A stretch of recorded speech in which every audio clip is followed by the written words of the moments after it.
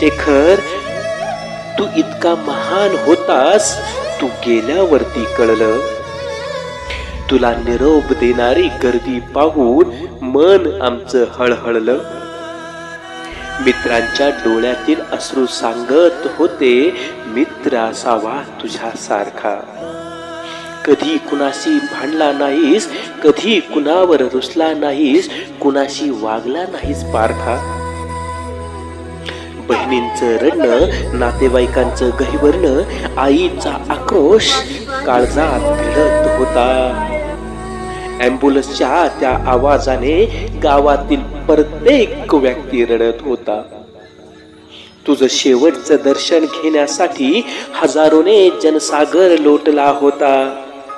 सदैव खळखळणारा तुझा प्रेमाचा झरा आज खऱ्या अर्थानं आटला होता.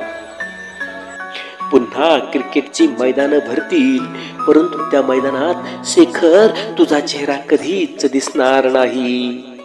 तुझ्या बॅटीतून निघणारा षटकार चौकारांचा पाऊस पुन्हा मैदानात कधीच कोसळणार नाही. बोटा गावचं नाव जिल्ह्यात नव्हे तर संपूर्ण महाराष्ट्रात गाजवून गेलास.